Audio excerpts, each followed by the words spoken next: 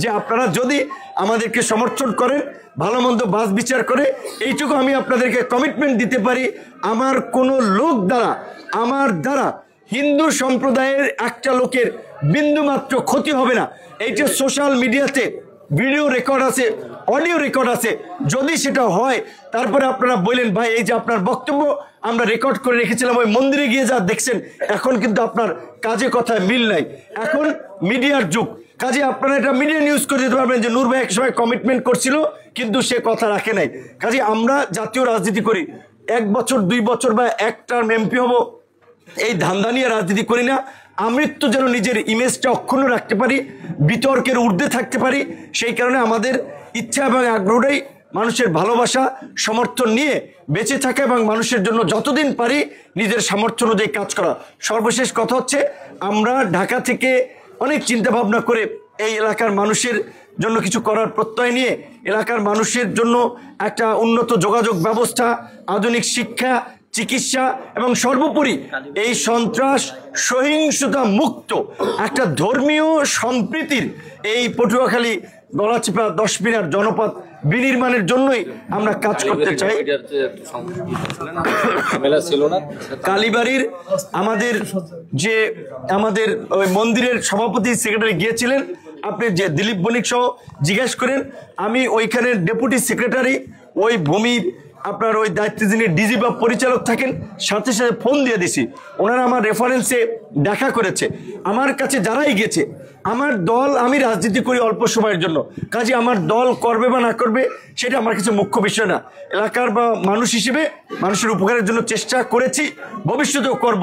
তবে একটা বিষয় হচ্ছে যে আমরা এত কাজ করার পরে এই যে আপনারা কষ্ট করে যে উপস্থিত থেকেছেন, আমার ভালো লেগেছে, এটা আমার প্রতি একটা সম্মান দেখেছেন। সুতরাং আপনাদের যদি এই ধরনের কোনো কাজ থাকে তখন তো আমি চক্ষু লজ্জা হলেও যে না এই লোকগুলো আমাকে ভালোবাসে, আমার জন্য মধ্যরাত পর্যন্ত অপেক্ষা করেছে, তাদের জন্য তো কিছু আমার করা দায়িত্ব।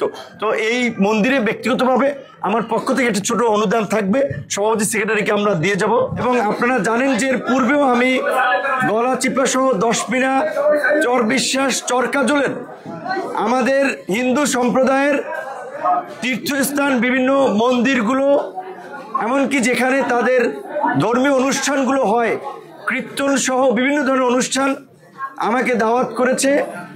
আমি যেহেতু ঢাকায় থাকা হয় বেশি, আমি আপনাদের এলাকার সন্তান হলেও এই অল্প বয়সে বাংলাদেশের আজকের যে রাজনৈতিক পট পরিবর্তন দেখতে পাচ্ছেন, এই পরিবর্তনের পেছনে যে কয়েকজন ব্যক্তির একটা ত্যাগ এবং সংগ্রামী অবদান আছে, আমি এই অধম আপনাদের সন্তান হিসেবে সেই তালিকায় আছি।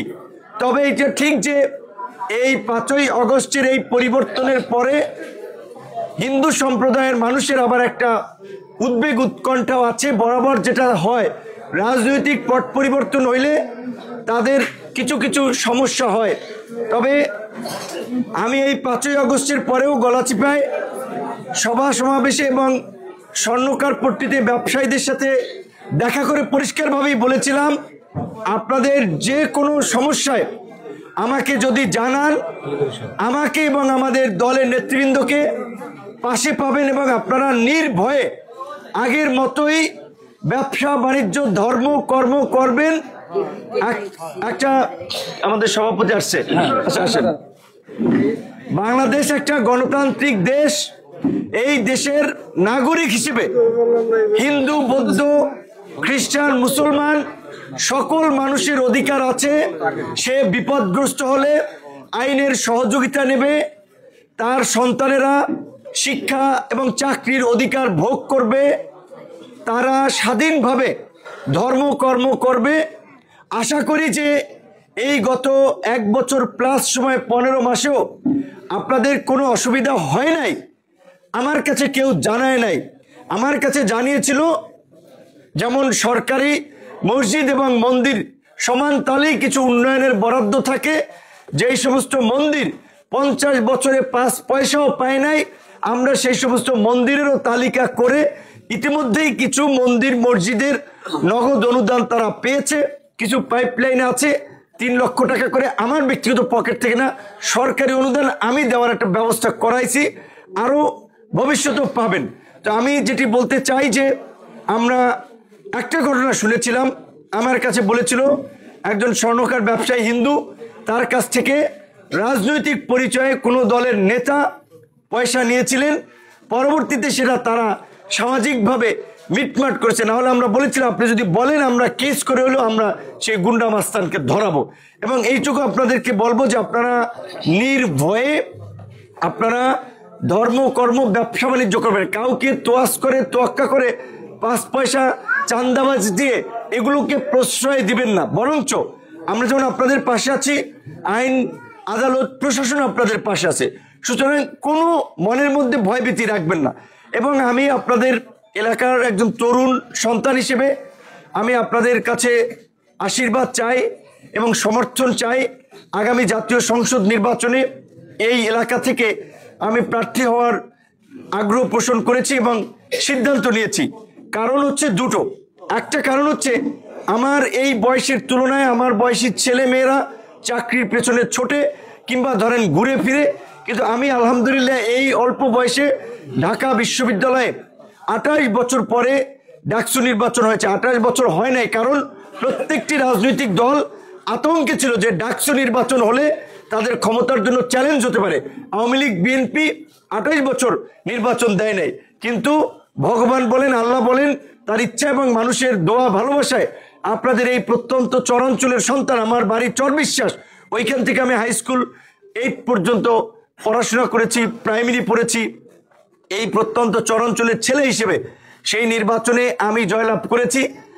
বাংলাদেশের এই ঢাকা বিশ্ববিদ্যালয় কেন্দ্রীয় ছাত্র সংসদ ডাকসুকে বলা হয় দ্বিতীয় পার্লামেন্ট।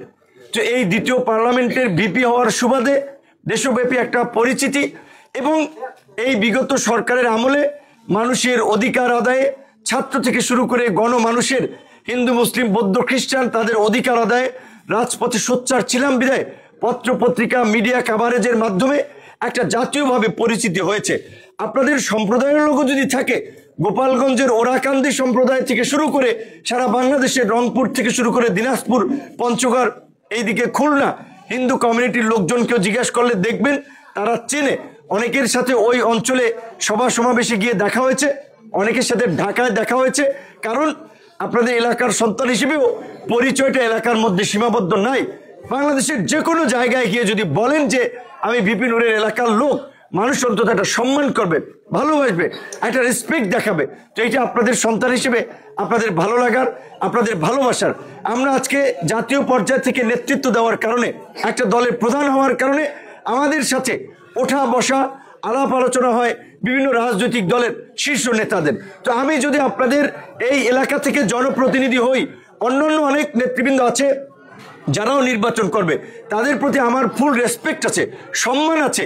কিন্তু একটা বাস্তবতা হচ্ছে তারা রাজনৈতিক অবস্থানগত দিক থেকে কেউ আমার অবস্থানের কাছাকাছি নয়। সেই জায়গা থেকে আমি প্রত্যাশা করব যে আপনারা আপনাদের বৃহত্তর স্বার্থ বিবেচনায় আগামী সংসদ নির্বাচনে ট্রাক প্রতীকে আমাকে ভোট দিয়ে আপনাদের পাশে থাকার সুযোগ করে দিবেন, আপনাদের জন্য কাজ করার সুযোগ করে দিবেন।